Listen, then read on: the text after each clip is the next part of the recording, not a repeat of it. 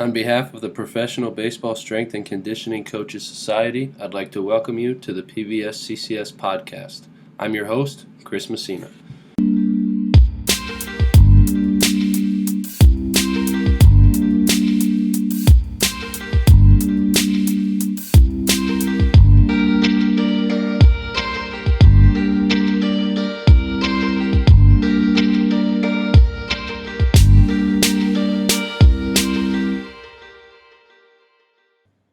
All right, everybody, before we begin this episode, I just want to let you know that this episode of the podcast is being sponsored by Direct Fitness Solutions. Direct Fitness had a founding principle of providing customers with quality fitness equipment combined with an unparalleled commitment to customer service and support.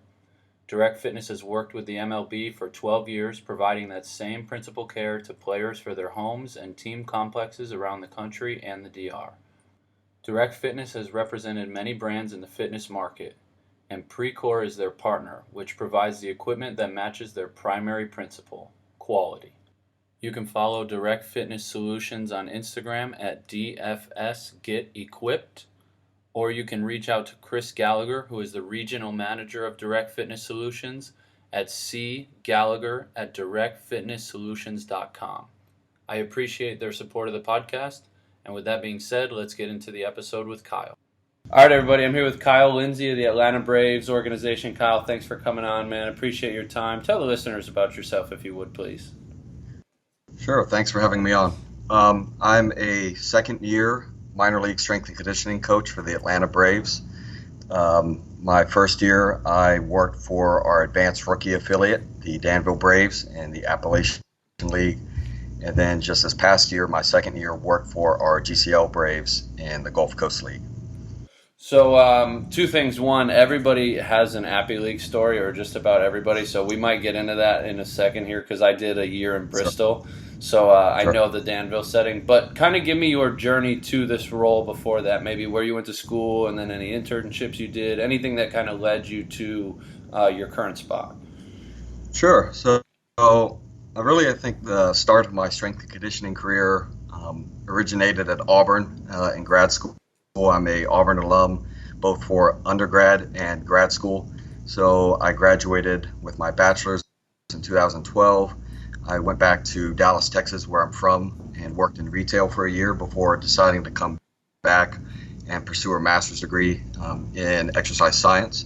And while doing that master's degree, I volunteered as a research assistant for two of our labs at Auburn School of Kinesiology. So one of those being the Sport Biomechanics Lab under Dr. Wendy Weimer, and then also for the Performance and Exercise Psychophysiology Lab, or PEP Lab, under Dr. Matt Miller. And so my experiences in those labs and getting involved in research as it pertained to sport performance started to kind of turn the engines on my interest in, the science of performance and strength and conditioning in particular. So as a grad student, I started to study the NSCA textbook, and after I completed my master's in 2015, I took the CSCS exam and earned that certification,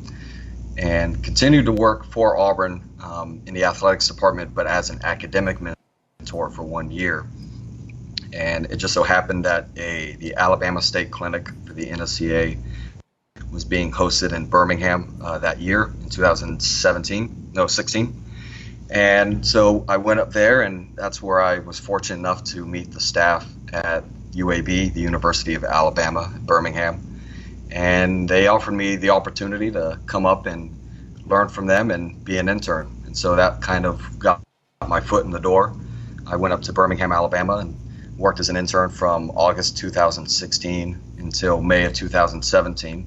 So they were gracious enough to let me be an intern for 2 semesters, which I know the typical time is only really a semester. So I was very fortunate, and they were very gracious to let me kind of be a long-term intern. And I was under Stuart Young, who happened to be the baseball strength and conditioning coach there at the time. He's now at University of Kansas. But so that was kind of my first dip, not only into strength and conditioning, but also into baseball as a strength coach. And then from 2017, I went from UAB to TCU under Zach Dakin and worked as an intern for Zach and Don Summer from May 2017 until February 2018. And it's in February when January of that year, 2018, I took the job with the Braves. I was called by my now boss, Mike Schofield, and left TCU to report for spring training in 2018. So I also have TCU stories, and Coach Summers and Coach Dakin, both very good guys to work under. But for our purposes here, I want to hear your best professional baseball story that you have so far. Maybe it is something from Danville, maybe it's something from GCL. Just what's your best memory or story that you have so far?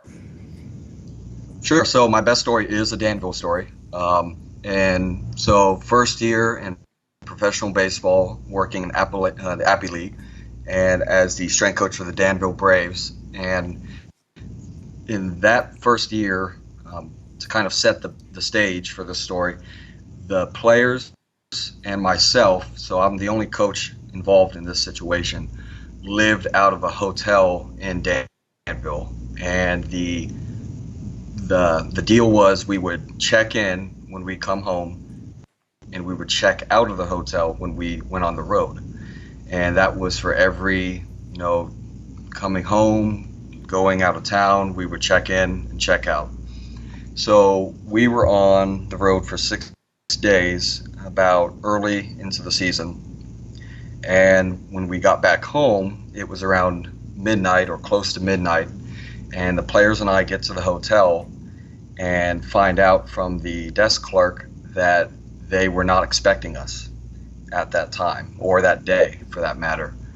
And so you have 25 to 30 pro baseball players and one coach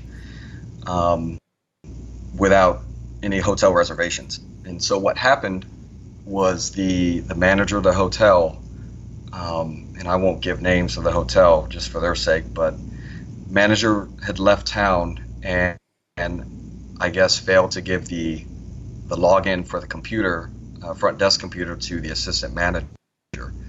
So the assistant manager never received the email from our GM about the time and date in which we were expecting to come home. And so they were completely blindsided by a bus full of athletes coming home at midnight to no rooms.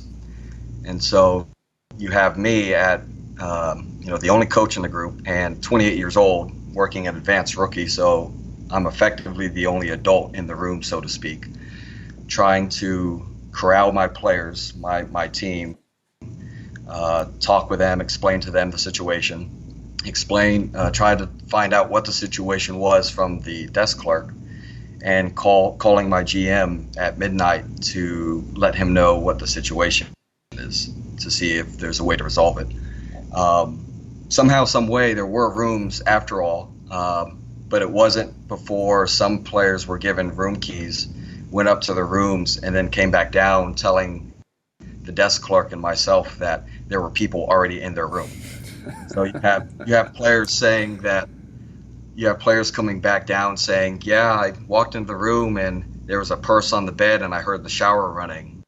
Or I had another player, we were even talking about it today, reminiscing how he tried to open the door and someone yelled at him that they were in there. So yeah, that was kind of my first dip, my first real experience into the minor league grind, so to speak, and Appy League in particular. So, like I said, everybody's got an Appy League story, man. Yeah, no, and it's just, I've had responsibilities before, but that was definitely probably the trial by fire in terms of kind of trying to wrangle everyone together and solve that situation. So, unfortunately, everyone got a room, including myself, but I don't think it. By the time I got into my room and got to bed, it was about 3 o'clock in the morning. So, yeah, nothing screams welcome to Professional baseball and in particular rookie ball quite like that. So,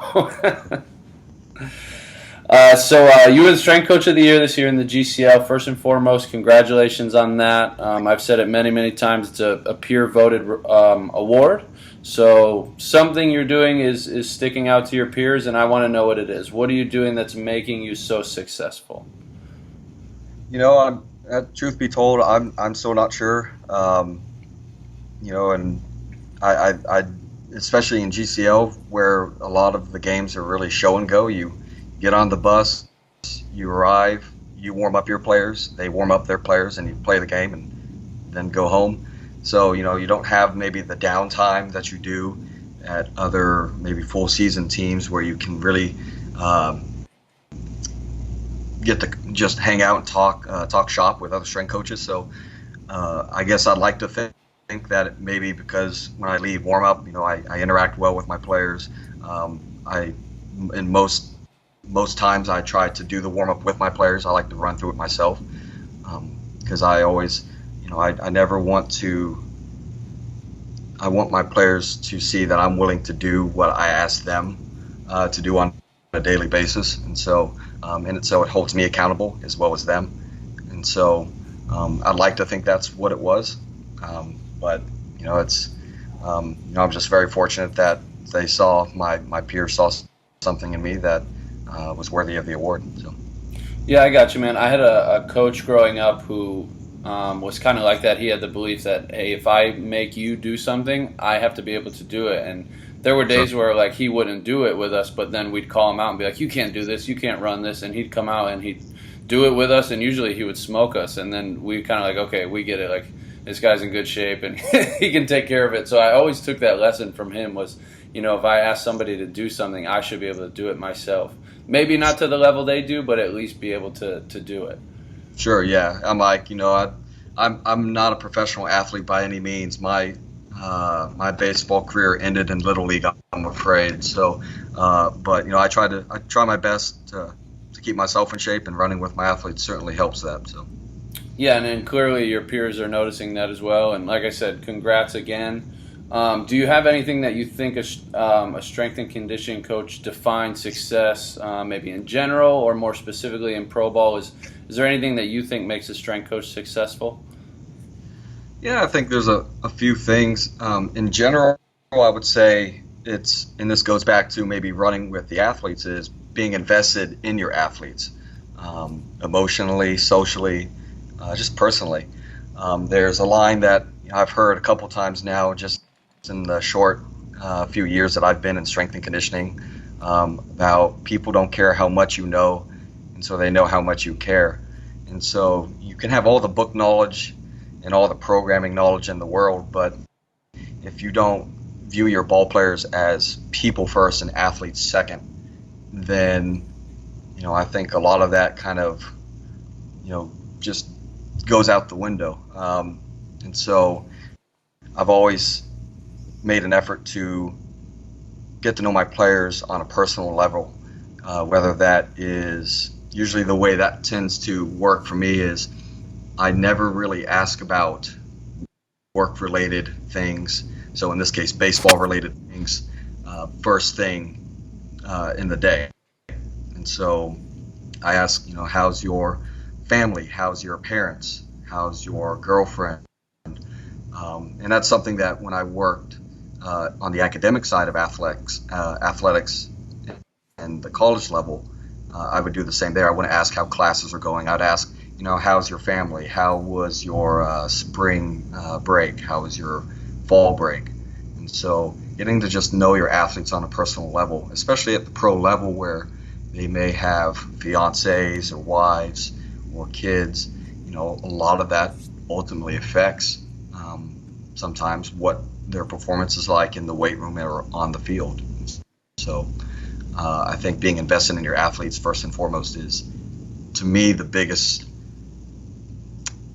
characteristic of a successful strength coach. Yeah, I'm on board completely with you there, man. The thing is, we spend so much time with them that there are opportunities to learn about them outside of just being baseball players or professional athletes or, in the academic setting, like you said, just being students, like they are all people and they all have their issues away from the field or the classroom, that if we can kind of help them sift through those, they're going to come to us more for other things in the actual weight room setting. Absolutely. So what do you believe in within strength and conditioning that others think you are crazy for believing? I'm not sure, and maybe this is just because I've not been in the field long enough to really develop any kind of ideas that might be considered unorthodox, but I can't really recall anything I believe in strength and conditioning that I'm maybe would be considered crazy for believing. I'd really look back to the running with athletes, and the reason I say that is I don't know, and I can't really say how many coaches at the pro level will run, polls with their pitchers or run the sprint work with their position players, but I know it's maybe not as common at the collegiate level, and that's really where I started to do that. In my second internship at TCU, I began to really just run the conditioning with my athletes, and it's not something I at least I have seen personally at that level, and so it simply carried over for me into pro ball. And so but again, it goes back to I want to be able to show them that I'm willing to do the same things that I ask them to do. And so I think as a coach, if you're physically capable of running with your athletes, it's something worth doing. I don't always want to be kind of just on the sidelines watching. I want to be involved, at least in a time and place where it's appropriate. So I'm not going to squat and do my lift while the players are lifting, because I want to be able to cue them correctly. I want to be able to watch and make sure everything is going well for them, for safety reasons, for training reasons. But something like running, where I can get away with doing it with them, and that way, and in doing so, encourage them.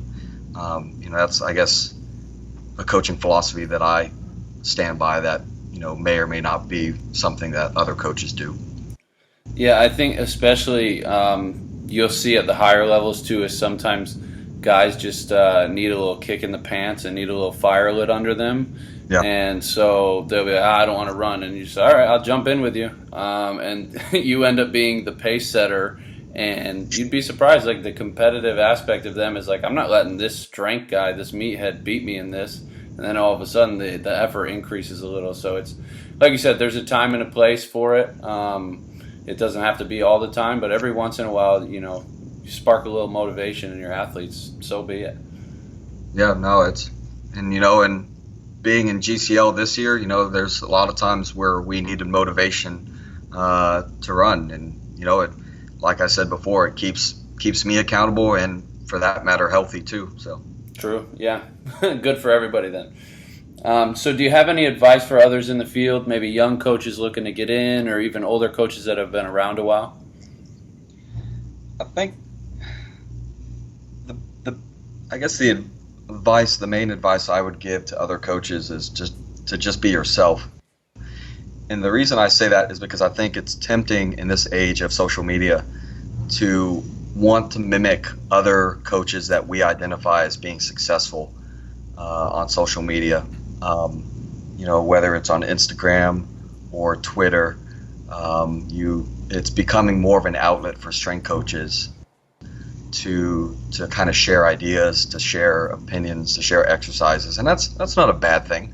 But it does introduce, I think, that temptation to place value or the merit of a particular exercise or training philosophy on the basis of, well, so-and-so tweeted about this, or, well, I like this exercise because, this person, posted it the other day on Instagram. And so that's not to say that it's something that I would avoid, being on social media and doing that. I think it's a great avenue, and it's been a great way for us to kind of put our presence out there as a profession. But I think that's also the temptation that exists for a lot of guys, because you always hear them throw out a name of a particular person in association to why they do one thing versus another. So that would probably be the main thing that comes to mind.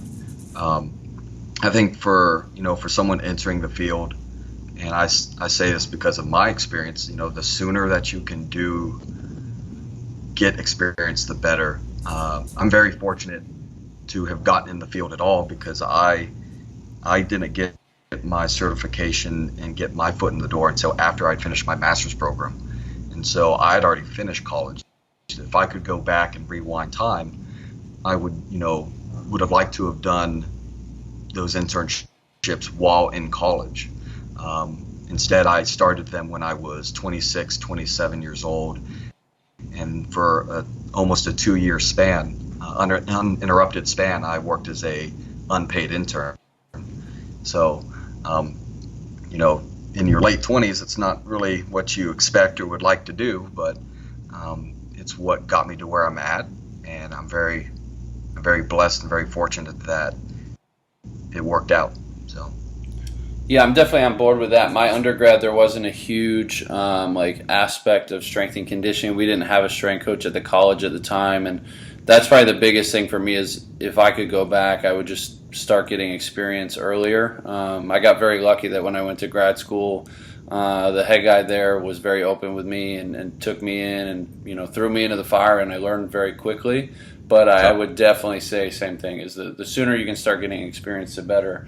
And then the social media stuff, I agree 100%. It's a double-edged sword in the sense that we can put ourselves out there, but there's no context to putting yourself out there. So if you see somebody doing an exercise, well, in their particular training program with that particular person, it might be the right exercise, but that doesn't mean it's the right exercise for every single person just because you saw somebody who's well-known doing it. Sure. Yeah, it could be, they could be a college, an NCAA Division I coach for women's soccer or men's golf, and they're going to have different exercises that they need to do for their population. 18 to 22-year-old college students that may or may not be applicable to someone working in professional baseball. And so, like you said, the context is sometimes removed from that video. You're looking at it through a keyhole of a door and not getting the bigger picture of what their program is. And so that, a lot of times that can be a trap we fall into. So. Yeah, I think it needs to be more of a conversation starter. If you see somebody doing something, you reach out to that person and get the context for yourself versus just, I saw it on Twitter. I'm going to start doing this with everybody, because that's not necessarily the right way to go about it. Sure. So do you have any continuing education resources that you'd like to recommend? Maybe some books to read or seminars you might be attending in the off season, maybe podcasts you're listening to? Yeah, I'll confess I still haven't really got on board with podcasts. That's not to say that I don't like them. I haven't gotten into a regular habit of listening to podcasts. The only time I usually do is if one is recommended to me or if I know someone who has done one. And so I tend to just be someone who likes books and likes to be able to read from what sources, maybe research journals or articles from peer-reviewed research. So in terms of books, science-based or I guess strength and conditioning-based, Super Training, gets recommended a lot, and that's one I still stand by and that I like.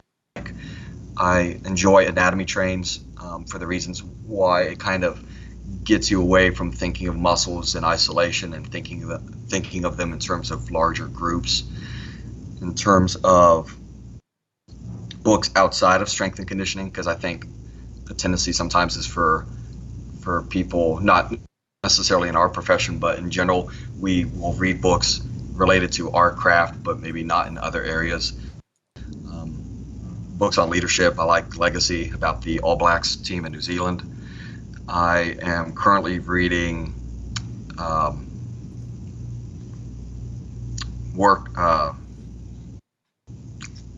now I'm drawing a blank, but Legacy. And so In terms of seminars, I would recommend anything from the NSCA. And of course I have my certification through them, but the NSCA conference, or the state clinic, I should say, for Alabama that was hosted in Birmingham was the reason why I've got into strength and conditioning.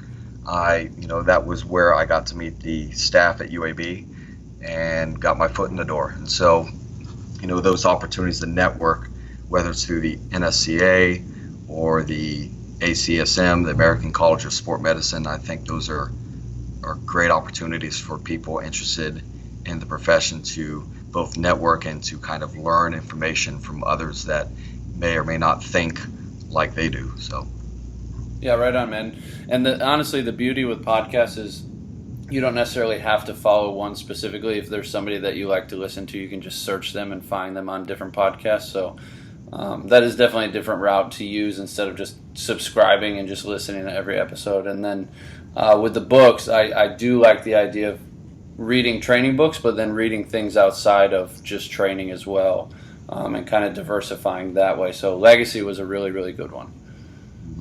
So I'd like to do a lightning round with you. I know you had a long day. You're at the complex now. If you have time, it's just 4 questions. You got time for me? Yeah, sure. All right, first one. Who is your biggest influence in the field of strength and conditioning?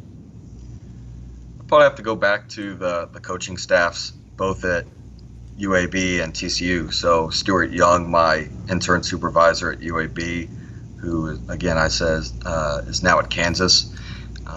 Stacy Torman, who was the director there. TCU, so Zach Dakin, my intern supervisor there, Don Summer, and then my current supervisors as well. So Mike Schofield, our coordinator for strength and conditioning, Ryan Driscoll, who is our assistant coordinator. So, it's hard to pin down on one person. I think you're really the product of the people that have been in your life, and kind of just that culmination of all those different voices and people that have guided you in the direction that you go in now. And so, and I believe that's the case for me. So, yeah, I'm on board with you there, man. One piece of equipment to train with, what would you choose? Barbell or squat rack, if you will. Okay. Biggest accomplishment professionally and or personally? I would probably go with a time in my second internship, so at TCU, where, because like at UAB, I was given the opportunity to be there longer than just the normal single semester. And so with that came new responsibilities to kind of be a lead intern, kind of help lead other interns that were coming in after me, either in the fall semester or the spring, and being trusted with guiding them, whether it's the onboarding process, showing them kind of the ropes of what our daily responsibilities were, helping teach some who weren't maybe FMS certified already how to perform the screen. So just being given or being trusted with that responsibility and having some leadership responsibility, not over other interns, while I myself was still an intern, was one of the more rewarding opportunities for me, because that to me indicated that I was doing something right, or I was doing something that was then recognized by the coaching staff. Right on. Last one, any career other than strength and conditioning, what would you choose? This is an easy answer for me, so paleontologist. Really? And the reason I say it's easy is because before I got into strength and conditioning, for every July for 9 years, I used to go up to South Dakota, and I would work with a museum called the Black Hills Institute of Geological Research, and I would dig up dinosaur bones with them. I say South Dakota, they're based in South Dakota. I worked with them in a field in Wyoming. And so that was something that I wanted to do in college. Things changed, but I never really lost a passion for it. And I still think a lot of the things I learned in that field, I still use. So I learned anatomy that way. I kind of joke often that I have a master's degree where I specialize in biomechanics, but I never took anatomy as an undergraduate student. I learned all my anatomy from digging up bones out in Wyoming, and there's another museum I used to do prep work for in the lab. So the person you see behind the glass with the dental tools. And when my supervisor there found out I was going back to grad school to do biomechanics, proceeded to dump a box full of dinosaur bones from Alaska onto my desk and told me to put them back together. So, it's the bones are a little different size and shape working as a strength coach in baseball, but, the same principles of physics apply. It's still muscle, it's still tissue. So, it's still something I enjoy. In fact, this off season so far, I actually went back up there to South Dakota for the first time in 9 years to just see everyone and to just kind of keep those connections. All right, I'm going to piggyback off of that and give you one more question. Was there Sure. anything really cool that you found while you were out there? Anything like worth noting that you're proud of that you found or anything like that? So, I guess for me, the cool thing to see this past trip. So when I went back a couple weeks ago, was they have on display at the museum a femur from the dig site from that was still in the ground in my first year. So that would have been 13 years ago. This femur was in the ground. I'm 5'10". This femur is about 5'8", 5'9", and weighs upwards of 300 pounds or so. It takes four or five people to lift it out of the ground and put it in the back of a pickup. And so when I went back up there a few weeks ago, it was on display in the museum, and I know it was that specific bone because it was they didn't put out a replica, is I guess what I'm trying to say. They wanted to put out the real bone so that museum guests could touch it and see what a real bone feels like. So it was just kind of a cool thing to see after 16 years to just see that. So yeah, that's really cool, man. So a little unique, I guess fun fact. It's one that I've done it for so long that I don't really think much of it, or I don't think twice about it.